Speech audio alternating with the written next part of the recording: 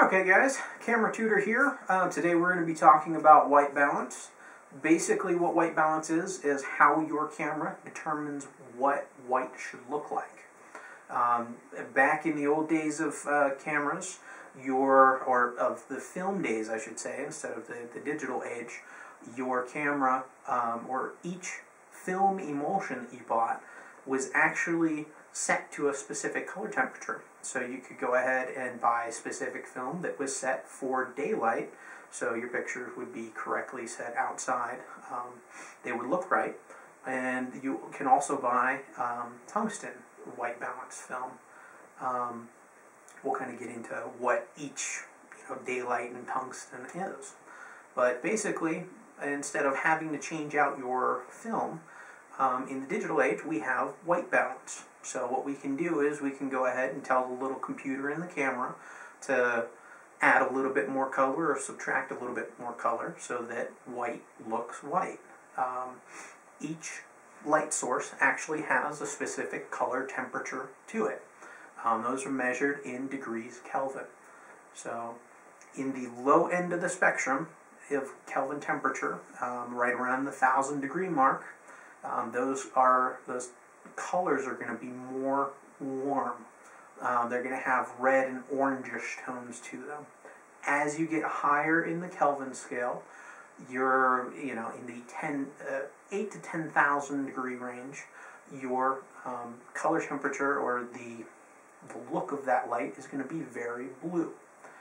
In the middle kind of that spectrum, the 5,000 to 5,600 degree Kelvin range, that is actually white light. So where the oranges and the blues in the high end of the scale, they kind of interact together to form white light. What your camera does when you set your white balance is you are actually setting it for whatever, let's say we are shooting at a Kelvin temperature around, let's say, 3,000 degrees. That would be really common for interior lights. They were commonly called tungsten lights, so it would be your tungsten white balance. Those are like the lights that you use in your house. What your camera is doing is, because that color temperature tends to look a lot more orange, your camera is adding more blue to the picture to give it more of that white look. And vice versa, if you were shooting outside, your outdoor daylight has a very high Kelvin degree temperature to it, so it's going to look very blue.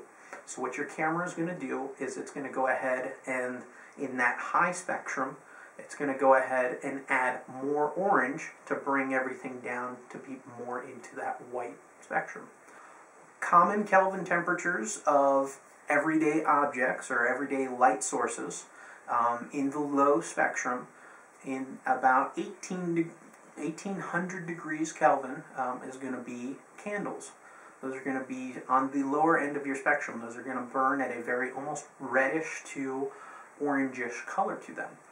As you move up in the scale, then interior lights or tungsten lights, those are going to go ahead and burn in that, right around that 300 or 3,000 degree Kelvin range. Those are going to produce more of a yellow, almost orangish to yellow, depending on how hot they burn, light to them.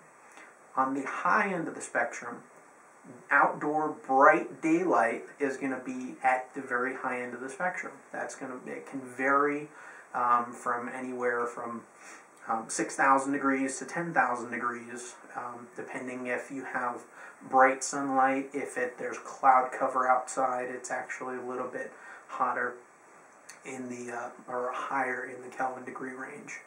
The flashes that are on your camera, and also studio strobes, those produce a Kelvin temperature of right around 5,600 degrees. Sometimes a little bit hotter than that, sometimes a little bit cooler than that. And pretty much why your flash on your camera is set to that 5,600 degree range in studio strobe lights is because that is going to be in the white end of the spectrum. That is going to produce white light.